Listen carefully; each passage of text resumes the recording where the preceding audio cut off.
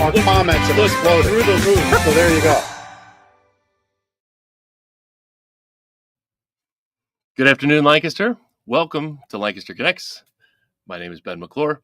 I'm one of your hosts here at Lancaster Connects. Lancaster Connects is a show that highlights great people representing great organizations or small businesses here in Lancaster County that do amazing things for our Lancaster County community.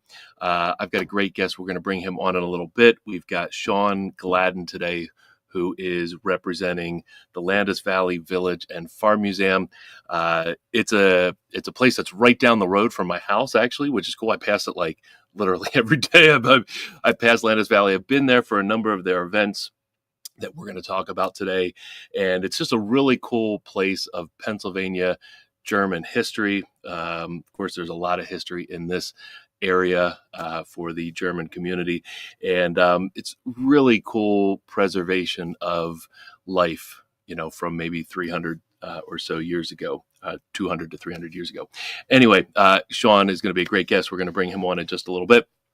Again, Lancaster Connects is a show that's brought to you by Gardner's Mattress & More. That's the business that I co-own with my partner, Jeff Giannakovo, who can't be here with me today.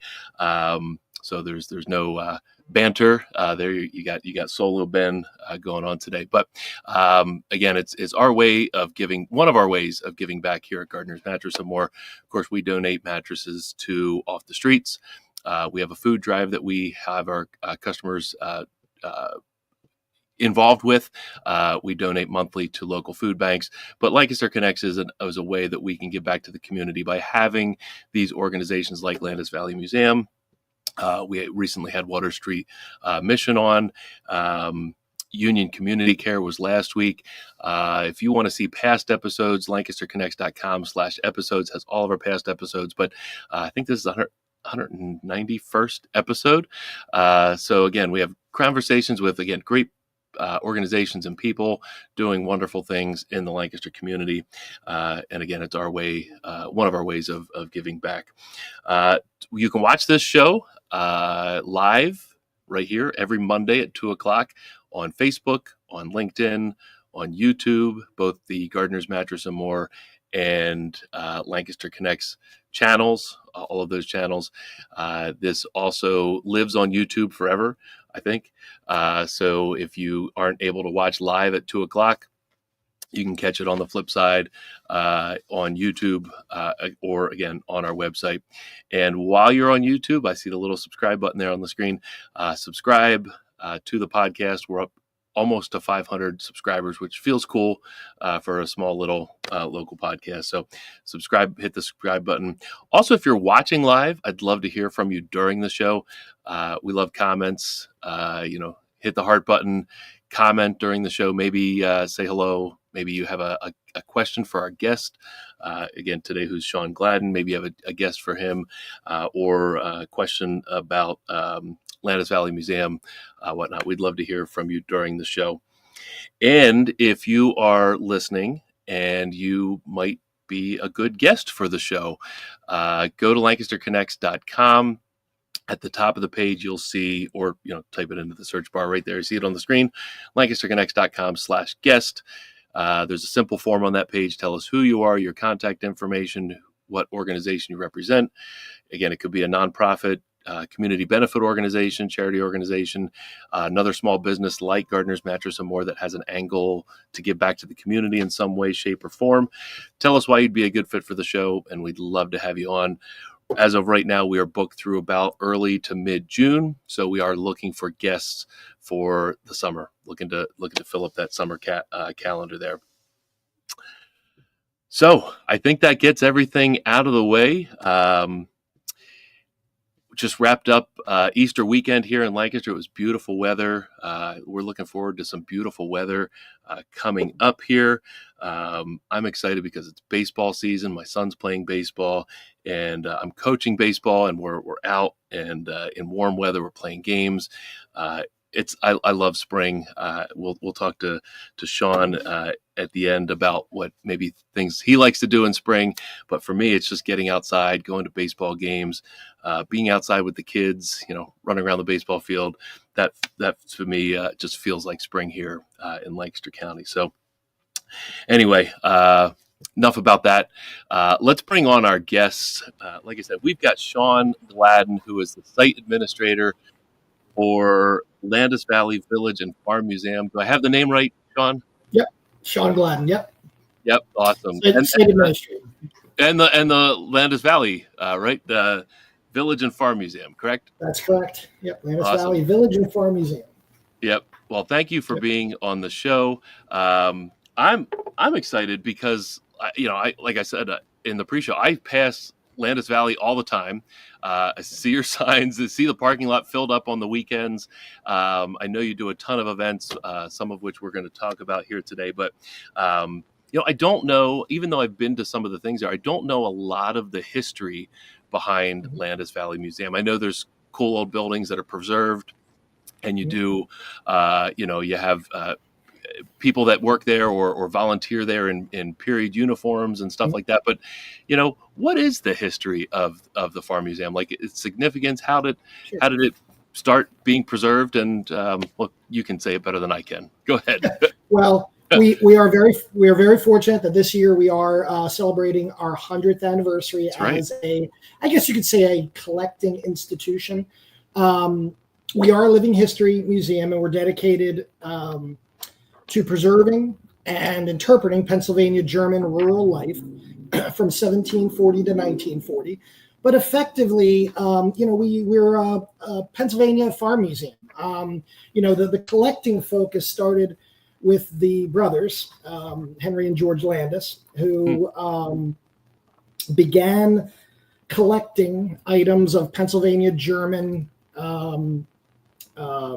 lineage, I guess you could say, or a connection to the Pennsylvania German past. They started collecting those items. Well, as I understand it, they were collectors very young in life, but became, I guess you could say, more professional collectors beginning in 1925 by creating the collection that today is the foundation of really what is one of the largest, not only one of the largest collections in Pennsylvania, one of the largest collections of Pennsylvania German artifacts in the country. So very, very fortunate to have the collection that we have. And it being there is kind of the academic and the museum side of what we do. But obviously what we do on top of that is the immersive experience of having the living historians and the guides.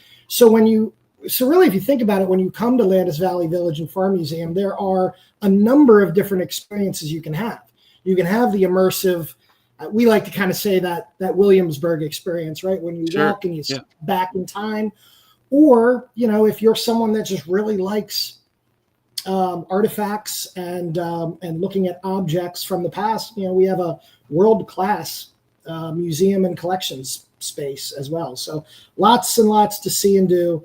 But it all started with these two brothers who, the Landis brothers, who started off as avid collectors.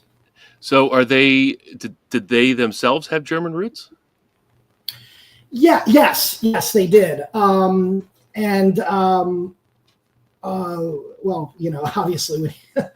yes, they had German roots.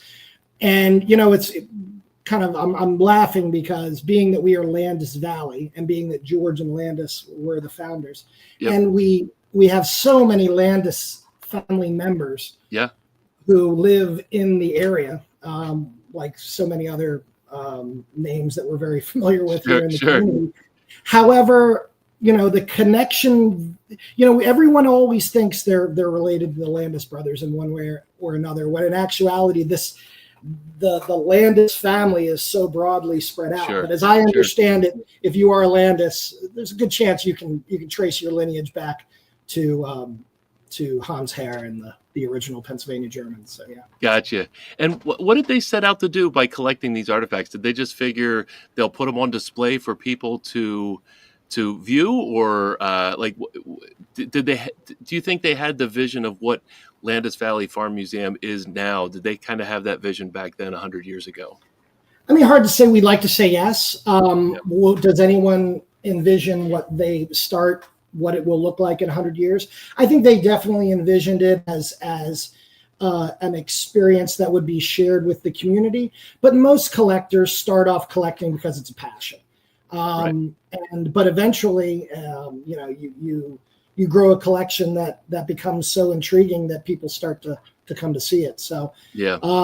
I would imagine at some point the Landis brothers realized that the collection that they were creating was going to be of high interest, and certainly has. As over 100 years, we've served hundreds of thousands of visitors through the site. That's awesome.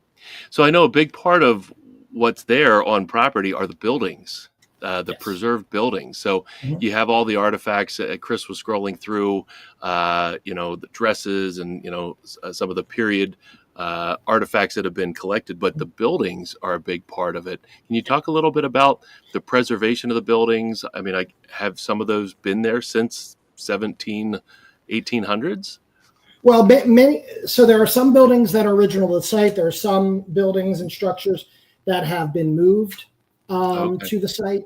So there's kind of a mixture, but for the most part, as a museum within the Pennsylvania History and Museum Commission, it is our mission to preserve these structures as a part of the visitor experience. Now, having said that, obviously there are some of our buildings that are very functional. And are a part of the experience, like our tavern, for example, where we kind of simulate the open hearth cooking experience. The textile barn, where we do demonstrations of spinning and weaving and show fiber to cloth demonstrations. We have the very popular gun shop, which kind of shows demonstrates the legacy and the history of gun making here in Pennsylvania, and certainly going back to this era that we collect in, the late 1700s, early 1800s. Yeah. And then we also have the brothers' house is on property, and Isaac Landis house, another one of the family houses, is on site.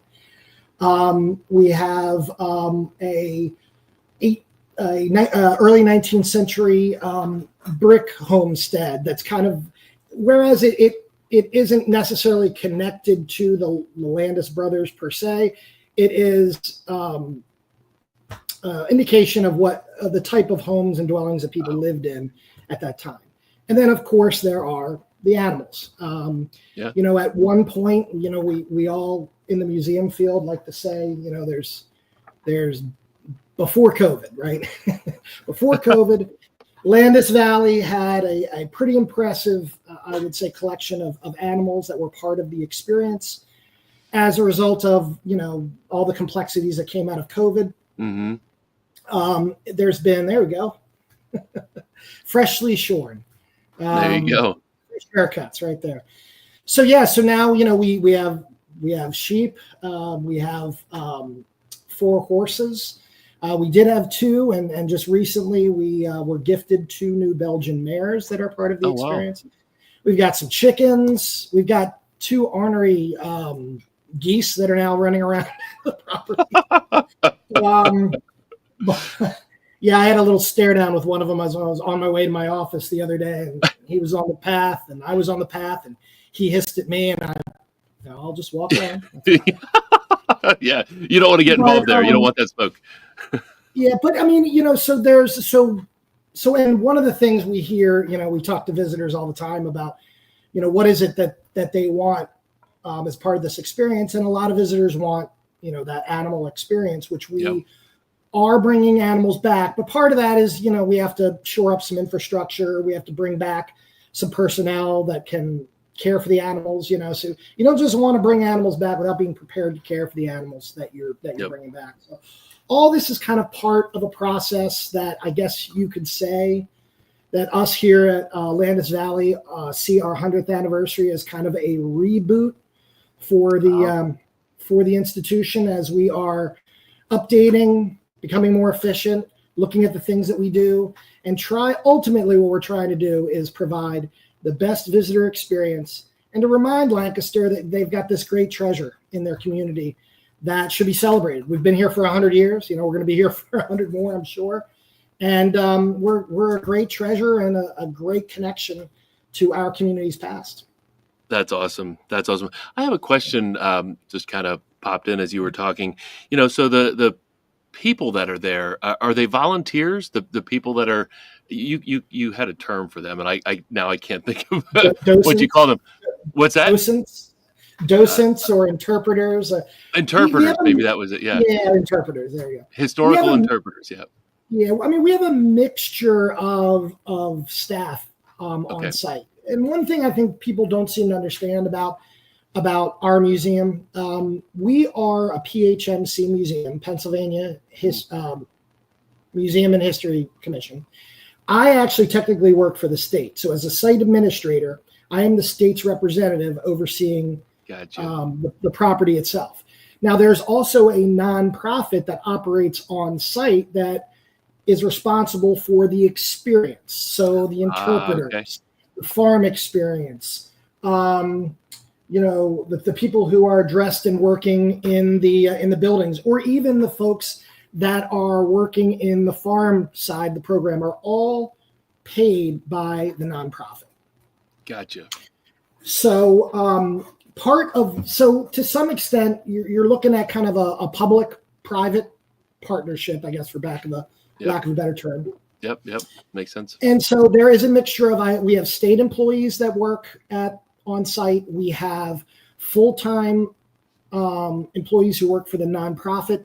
We have part-time interpreters who are paid by the nonprofit who will work in the buildings, and they'll dress in the period appropriate costumes. And then we have contractors, the folks that are doing the demonstrations, like the blacksmith or the gunsmith or the tinsmith. They're contractors who come in to do specific demonstrations. And then on top of that, we have volunteers. And we have volunteers who work in the seed house or the farm program side of things. One of the more unique aspects of our operation is the Heirloom Seed Project, which started off as simply a part of the mission to collect these heirloom seeds from Pennsylvania's past, Pennsylvania German past. But because, now that we do certainly collect these seeds, but now because these seeds are so popular, it's also something somewhat of a revenue generator for us as we sell these seeds in the museum store. We sell them online. And volunteers are a big part of that operation as well. That's cool. So one of the things I know we want to talk about here are, and we'll definitely talk about your 100th, celebration you got going on here. But throughout the year, annually, you host a number of events. The Urban Garden Fair, I know, is one that you've. I think I saw a sign for advertisement for it recently here. Harvest Days, obviously something in the fall. Civil War Days. And more recently, you've introduced the Juneteenth celebration. Yeah. So maybe you can just, talk a little bit about each of them. Sure. So the upcoming Urban Garden Fair, Urban Gardens, right? What's that all about? Yeah. So, I would say that these events that we do, we call them signature events because many of them we've been doing for, they're just signature events for the organization. We've been doing them for decades. The Urban Garden Fair is a plant sale. A very, very popular and successful plant sale. We will have over 50 different vendors. Wow, we'll have food trucks. So it's a plant sale and kind of a festival all in one. So, we're open to the public. We'll have lots of things to do. Lots of people will be there, buying new plants, buying seeds, things of that nature. So very, very popular. Folks come from all over. Yeah. So do you have vendors spread out throughout the property? Yep. Okay. And it's to some extent. So Urban Garden Fair in the spring and then Harvest Days in the fall are kind of two ends of if you really want to say, it's kind of like bookends our busiest times of the year. Gotcha. And and they're kind of similar in the setup that there's demonstrators there's food trucks, and there's these different festivals. But Harvest Days is more of a, I would say it's a little bit more geared towards families. We do, we have demonstrators, we have various demonstration vendors, as well as vendors who are selling things. Now, this year for Harvest Days, I'm kind of jumping on the Harvest Days real quick. Sure, Harvest Days by far is one of our, I would say, is our most popular event. It's a 2-day event. We've been doing it for years. I believe we're going into our 3rd decade of doing Harvest Days. Oh, wow. Possibly the 4th decade. I apologize. But what we have found is that Harvest Days is a spectacular event, but what we wanted to do was add something fresh this year. So for this year's Harvest Days on day 1, we're going to be actually adding a band, a local bluegrass band called Hammer Creek will be headlining day 1. That's cool. I know a banjo player. Sweet. Yeah, they're going to be here. That's awesome. Yeah, they're going to be here. So we thought, that's a great opportunity because there we go, Hammer Creek. Yep. Most folks, cool. Harvest Days is a great event that starts to kind of tail off around 4:00. We thought maybe if we had a band at the end of the day, we might be able to keep a few folks, maybe even add a few more folks. And then on the Sunday, we're going to have the ABC Car Club is going to bring in some historic cars, which is something I understand we used to do, and we're bringing back. So call it value-added options to Harvest Days. But so you got Urban Garden Fair and Harvest Days, which are 2 events that everyone is very familiar with. Most of our followers and most of the community are familiar with. In between those, Civil War Days and then Juneteenth are 2 new things. The Juneteenth event is very interesting. It kind of came upon. So I started in this position in August of last year, and there had already been discussions about moving the Juneteenth event, which for years had been over at Thaddeus Stevens. Okay. I think it had been at Thaddeus Stevens since about 1997. But the event actually originates as an African-American festival called the Strawberry Festival that dates back to 1905. Really? So we've been working with the organizers to bring it because they want to expand it. And it's always kind of been over at Thaddeus Stevens, but it had been indoors. So moving it over and using Landis Valley as the host location is going to give them a lot more flexibility to bring in some more demonstrators, to bring in more vendors, and we're very excited that this traditional community event is going to be at Landis Valley this year, and because it's got the historical, and you see there the historical reenactments, performances. I mean, it fits right with what we already do. And it gives us an opportunity to bring in new audiences. So we're very excited about Juneteenth. So this June is the first year that's being hosted at Landis Valley Farm Museum. Yeah, awesome. That'll be Thursday, June 19th. And because we were able to secure a couple of sponsorships from Discover Lancaster and Members First, we were able to actually discount the tickets. So that's awesome. It'll be Thursday, June 19th, and it will be half price admission that day. That's awesome. So actually, that was a question. The first 2 events that you talked about, the Urban Garden Fair and the Harvest Days, what are the details there? I mean, maybe not dates at this point, but like to attend, what, how do you get tickets? What does it cost? What does the experience look like? What can, should, if like a family comes, do they spend a couple hours, all day? What does that look like? Yeah, so I mean, the museum itself it's a $12 ticket, $8 if you are a senior or AAA, and I believe it's $6 for children. So pretty affordable experience. I would say it is an all-day experience. There's certainly plenty to see, plenty to experience. Typically, when you come in, there's a couple of different ways to experience the park. You can either come in and do kind of a self-guided tour. There's enough for you to walk around and see on your own, but then we do give guided tours also throughout the day. Oh, And okay. if you come on a specific day, one thing that's kind of neat about Landis Valley is that, we'll have different experiences there on a different day. We always say if you are going to come and you're very interested in seeing something specific, like, say, the gun shop, check on our website to make sure that we have interpreters in the gun shop that day. We do kind of rotate our staff around. So sometimes the gun shop may not be open. Sometimes the blacksmith might not be there. But on any given day, we'll have a variety of different experiences, self-guided demonstrations, and led by tour guides. Now, you had asked me kind of a big question. I did. So you had asked about the cost and the experience itself. Well, I'll say that, with regards to the everyday experience, obviously there's a lot of things that can be done. But if you're coming for one of our events, then, that's like Harvest Days is just an explosion of activity. There's so much to do. We have everything from, apple butter making to applesauce making to, gentlemen doing whirligig demonstrations to what we already do. So it's like, the festival or the fair experience is just taking what we already do and adding so much more to it. And it's all the same price.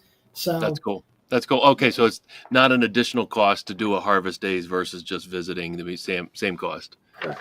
However, there's something else. So the LVA side, the nonprofit side, one of the ways that they operate, obviously, is to sell memberships. And what we have is something that is very interesting for folks who want to spend, let's say, a summer experiencing all the things that we do.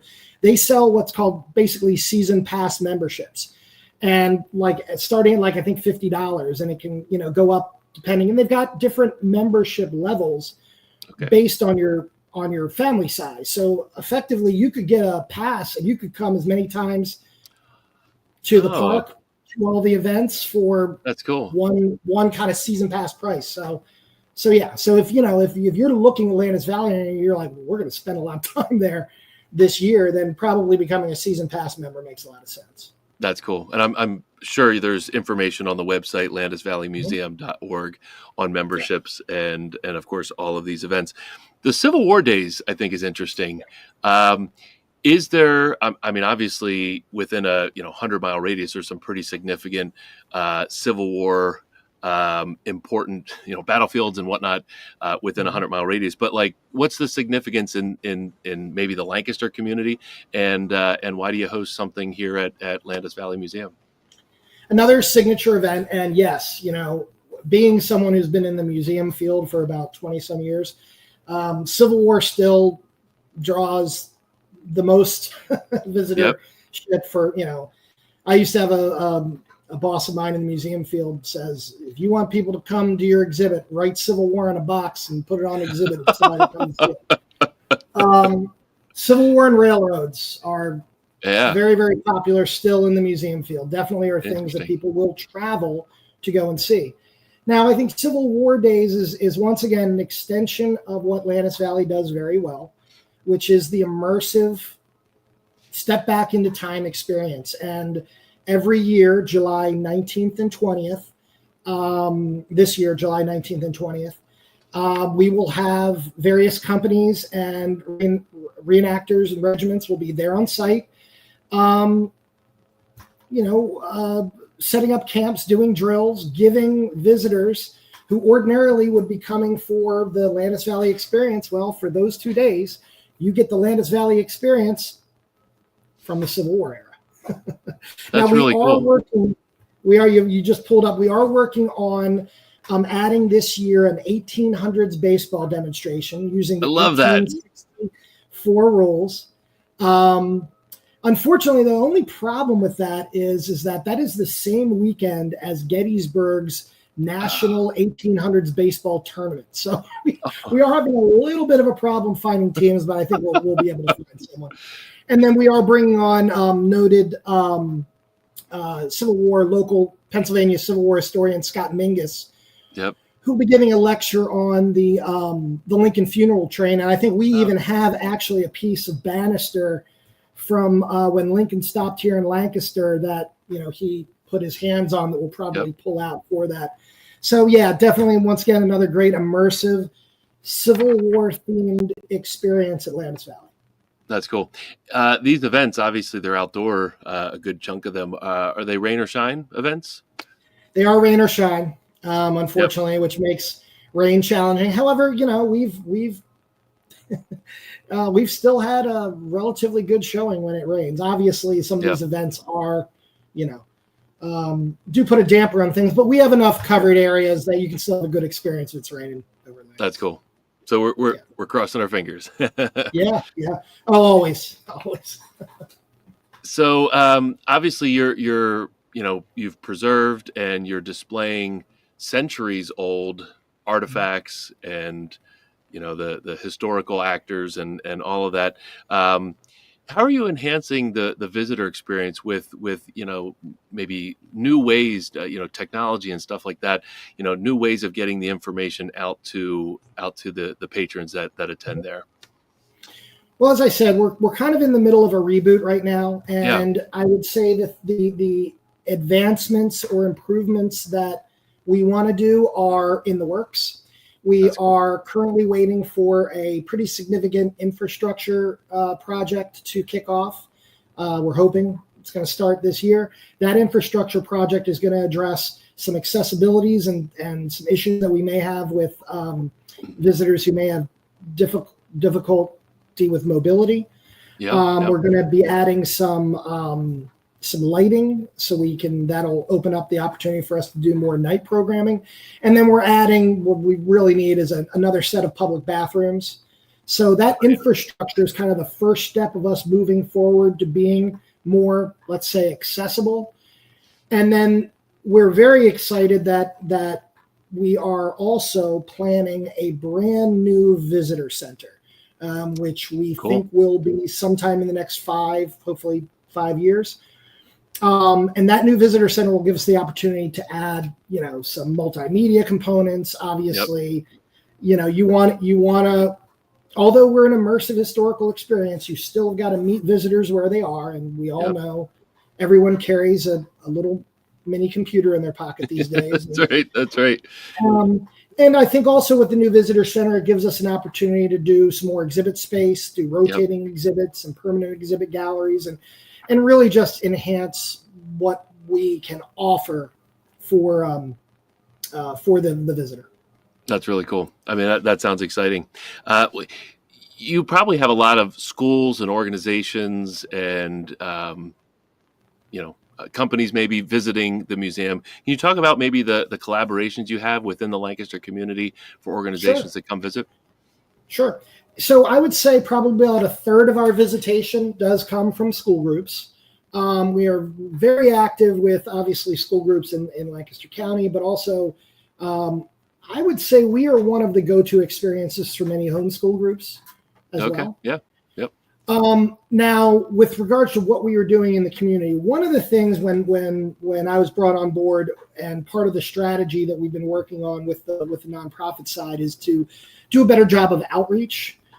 This idea that Landis Valley has always been here, and we've been here for 100 years, and everybody knows we're here, is, you have got to remind the community that you're here, and remind them that you're still relevant.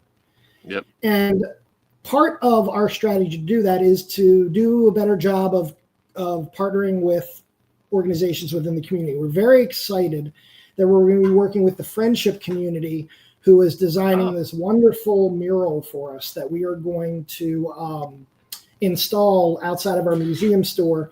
It's a part of our 100th anniversary, but that is one group that we're partnering with. Yep. We just recently partnered with Discover Lancaster is working with us on a few things. They're supporting some of our events. We're also working with some sponsors in the community like Members First. I'm very excited about a partnership we just sealed the deal on with the Lancaster Stormers. Oh, that's awesome. Yeah, so we're going to participate in Farm Days. We're going to have a booth at Farm Days, which is one of the Stormers' big events. And then the night before Civil War Days, we're going to send actually our regiment over of historic reenactors who are going to be the color guard that night, the Friday night, the 18th, right? And we've got some other things. Oh, and also we just worked out a deal where members of the Landis Valley Associate community, if you have one of those season pass memberships, you also get a discount link for Stormers tickets. So these are some of the things, that we're doing. Like we're partnering with Oregon Dairy on some things. So, the idea that when you have a museum and you just kind of sit there and wait for people to come, the reality is you've got to do outreach to remind people that you're there, let people know that you're relevant, and why you're relevant for the community, and then the people will come. And that's kind of our strategy. So. Yeah, that's cool. Well, it sounds like you're making the right partnerships there. I love that you brought up the Stormers. I've had Mike Reynolds and other people from the Stormers organization on over the years. It's just amazing what they do with their ballpark. Of course, the baseball, the baseball product is awesome, but how they use the stadium, how they partner with other organizations, how they give back to the community, like the partnership that they have now with you there at Landis Valley Village and Farm Museum. I think it's really, really cool. I can certainly say my dealings with the Stormers, they're very professional and very excited to work in the community, and the team that I spoke with was spectacular. So Yep. So you mentioned for the Civil War Days the 1800s baseball. Is that new for this year, or is that something you've done before? It's new. Well, it's new for us. So previously, before I came to Lancaster, I was working in Carlisle. I was executive director of the Cumberland County Historical Society, and they had been doing some 1800s baseball related things as kind of a part of summer activities that we were doing. And we did a couple. We did one at the we partnered with AHEC and did it over at the War College, and then so we did the 1800s baseball thing a couple of times. I mean, it's a great interactive, because if you think about it, the guys go out there and play the game.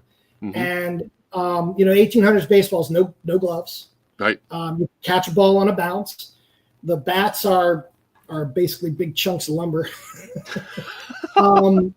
It's very easy to go out there and play a game, and the kids love it. And then in between games, you let the kids hit the ball, run around. You let a couple of dads get out there and take some hacks. And moms, anyone can take some swings. Yeah, right. But no, it's a great experience. We feel it will be a great addition to this year's Civil War Days. The only thing I got to figure out is where we're going to set the field up. Yeah, I'm sure you'll figure it out. I mean, I would love that. Like I mentioned at the top of the hour before you were on, it's baseball season. I'm coaching baseball. My son, he's 10. He plays baseball. So I don't know that he's ever seen anything related to 1800s baseball. So that would be a cool experience for him and me as well. Yeah, it's cool. So what are some of the long-term goals that you have for, I mean, you talked a little bit about the improvements, the infrastructure that you're making, but what are some of the long-term goals that Landis Valley Farm Village and Farm Museum has? As someone who is a career museum professional, and I've had the opportunity to look at various organizations from kind of that bird's eye view, and you look at what they've done right, what opportunities they've missed, and we're really poised right now with Landis Valley to kind of position ourselves for the future. As I said, the infrastructure upgrades, the visitor center upgrades, but then on top of that, we've got some staffing changes that are coming. I've had recent retirements, and so I have an opportunity to bring in some fresh new folks who can come in with some new energy and some new ideas. And anything you want to do in the museum field, you got to start with people. And you got to have the people who have the energy and the vision. And, we certainly have that at Landis. I mean, I've got a spectacular staff of people who have been here. They know this place very well. They know what works. Our challenges now is, okay, so what can we do to expand to newer audiences and grow that number of people that come to visit us every year? Mm-hmm. And the big thing is in the museum field. It really, I mean, if you look at the museum field and you look at Landis Valley as an attraction, we've got to give people a reason to come back multiple times. Yeah. If you are creating an experience that people only have to come to once, that's a bad business model. Yep. What you want to do is create what us in the museum field call like lifelong connections. You come to a museum as a child. You then, your parents put you in the summer camp. And then in your teenage years, maybe you volunteer at the museum. Then you get married at the museum. You become a member. These are the things. There are plenty of people who find an identity within a museum, within themselves, and attach themselves to that museum. And there are plenty of museums that have that kind of loyalty and dedication. And those are the museums that really do thrive. So what we're looking for is to build those new experiences for the new audiences. Mm-hmm. We have 10 to 12,000 school kids that come through that place a year. Those are all future historians, and they could be blacksmiths, and they could be farmers on the site. There's a lot of opportunity for us to grow. And as long as we remain relevant in the community, which we feel that we are, then those opportunities for us will continue to grow. And our challenge and our job is to find those opportunities, jump on them, and use them as an opportunity to bring in new audiences and do new experiences. Keep it fresh. That's awesome. So you mentioned volunteers. Is there information on the website about how to volunteer and what volunteer opportunities exist there? Like, could a teenager volunteer their time there?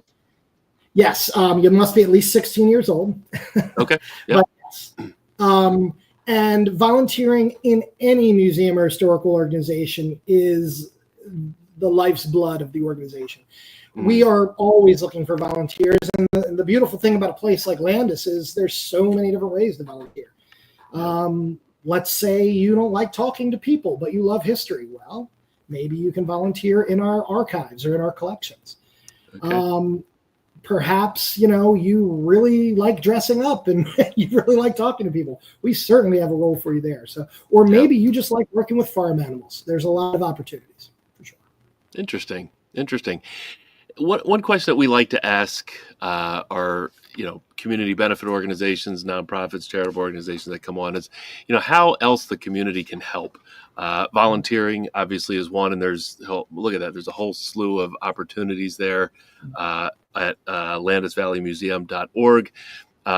Financial donation, of course, visiting and paying to visit. That's helpful. What are ways that the Lancaster community can help Landis Valley Museum?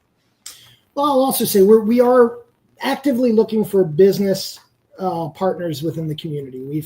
We've begun some of those partnerships with organizations like Leon Landis Plumbing has come on board as a sponsor. They're celebrating their 75th year in business. As I said, Members First, Discover Lancaster. And we feel there's a value if you're a sponsor for us. If you're a sponsor for Harvest Days, we get 4,000 people that are going to come through Harvest Days in a weekend. You're going to get 4,000 eyes. We've got 10,000 plus people that follow us on Facebook. We have over 300 members that we communicate with regularly. So, as a partner with us, we can promote you very well. One of the things that we are doing, if you are able to find our preferred lodging partners, that is on our webpage, we are working with bed and breakfasts because we realize we're a destination spot. Yeah. And people are going to come from out of town and they're going to come see us. And what we want to do is encourage those folks who are coming from out of town to stay at one of these beautiful historic bed and breakfasts.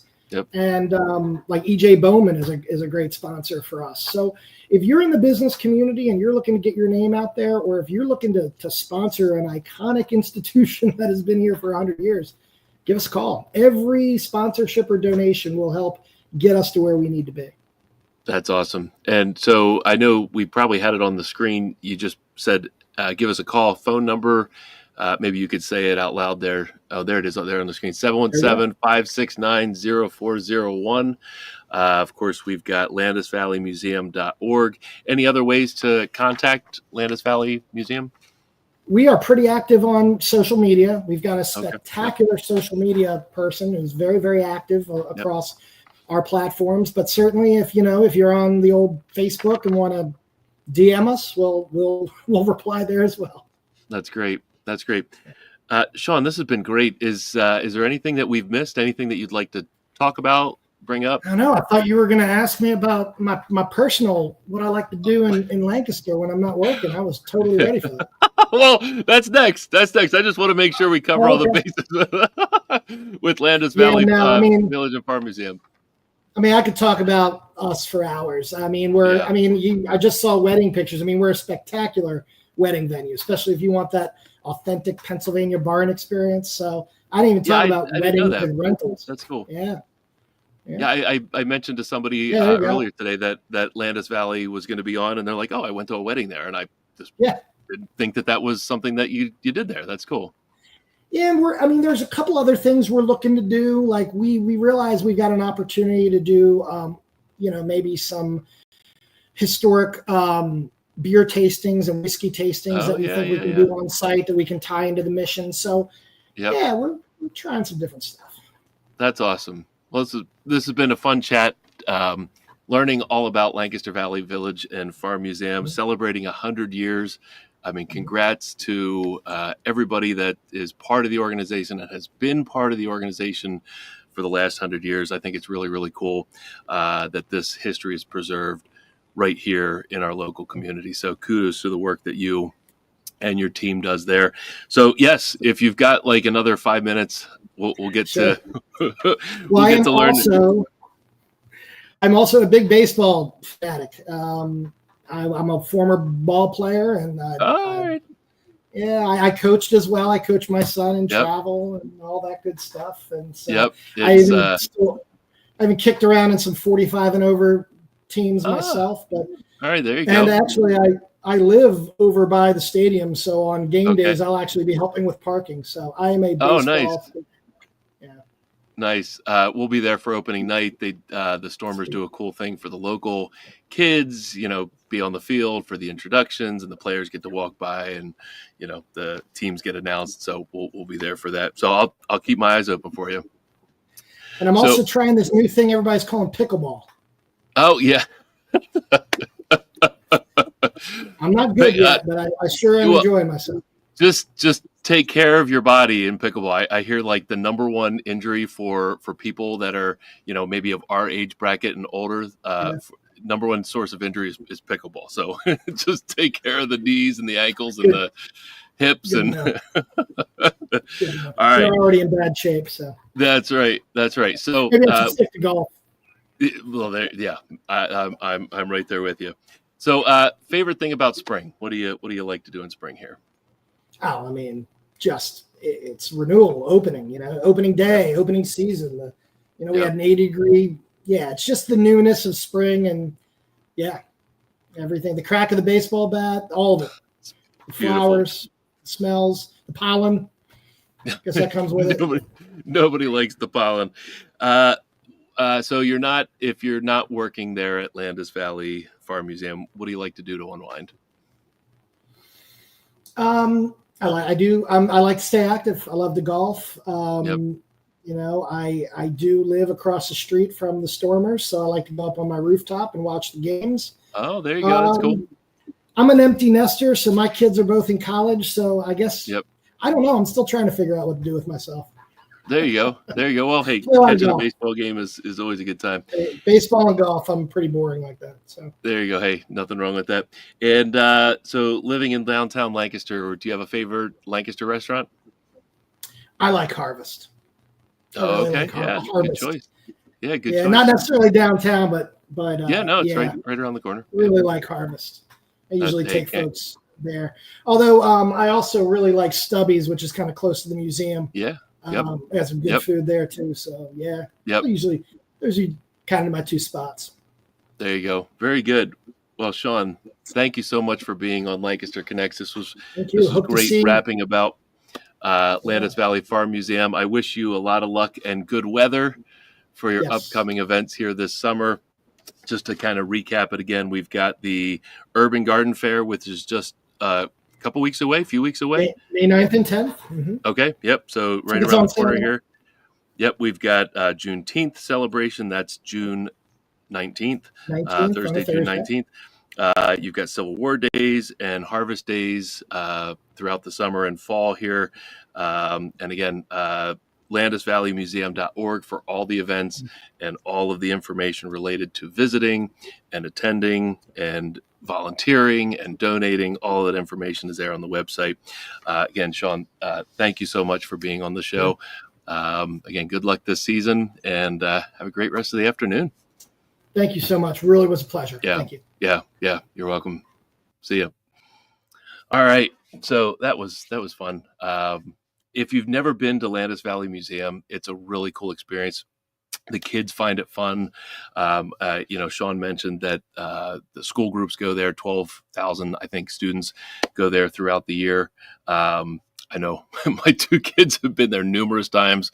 Of course, we're in the Township School District, and Landis Valley Museum is in Township, and I feel like they're there every year. But they look forward to going there. It's a cool place.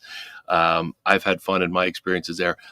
I want to check out. I want to look at my schedule. I might be out of town in July 19th and 20th, but the 1800s baseball demonstration, that would be really, really cool.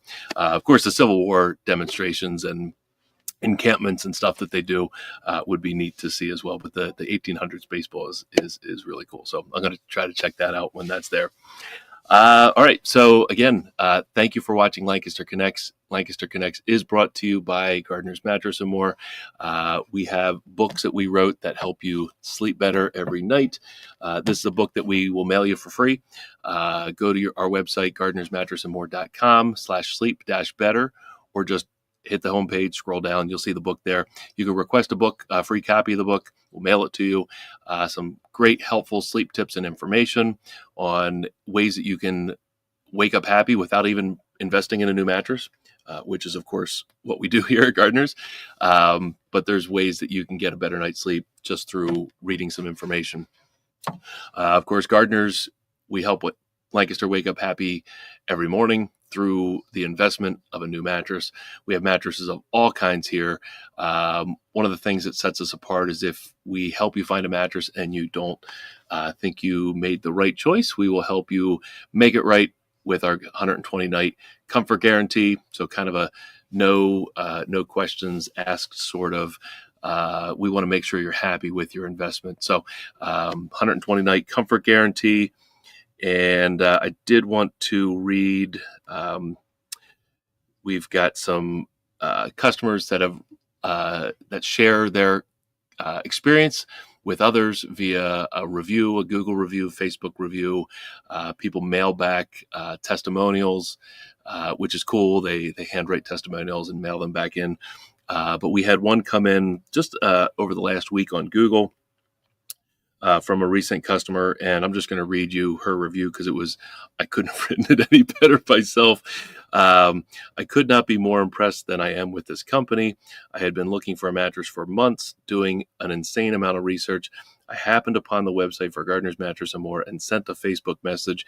After the warm response, I decided to take the hour-long drive, so not local. In fact, there she is. Hour-long drive to check things out. I was focused on several companies. When I walked in, I was warmly greeted by Chad, who's one of our associates here. Chad, Phil, and Drew are the main associates you'll come in contact with here at Gardner's. Chad listened to exactly what I was looking for. He asked a lot of questions and pointed me to the two companies I had been interested in. So Betsy was interested in two particular brands when she got here. And it was apparent that neither one were going to work for me. So he showed me several choices that were exactly, in all caps, what I was looking for. And I got to go to the next page here. There are so many reasons why Gardner's will be the only place I ever look, and I am telling all my friends, don't fall for smooth-talking salespeople who hover like hawks and pressure you into making a decision that day. Chad and Drew are there to help you find the perfect fit with a smile and a wealth of knowledge.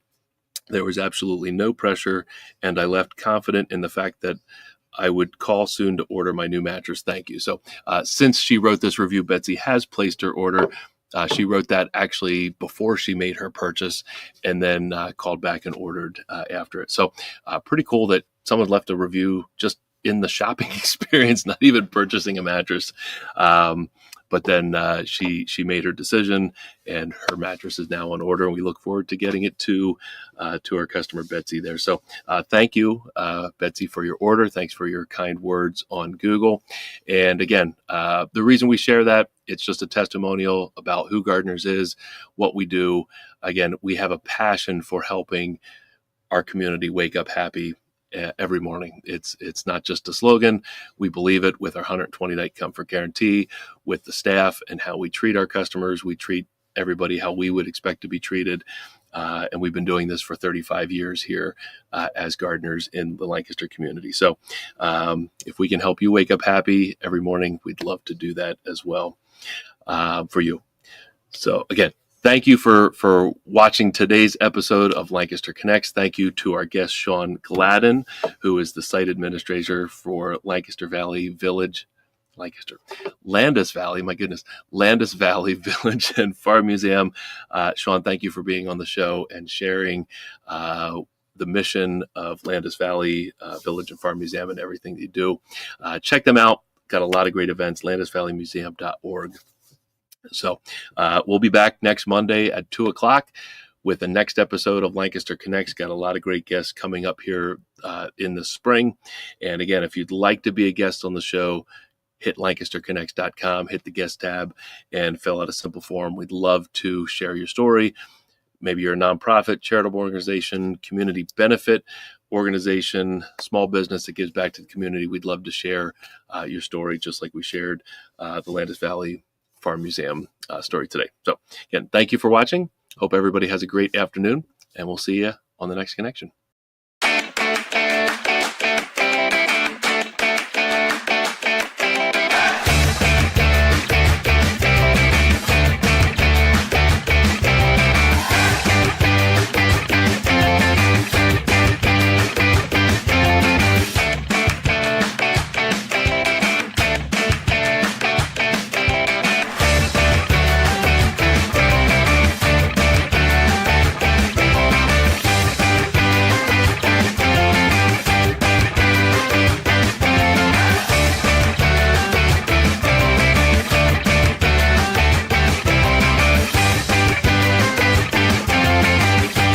Comments of this floating through the roof. So there you go.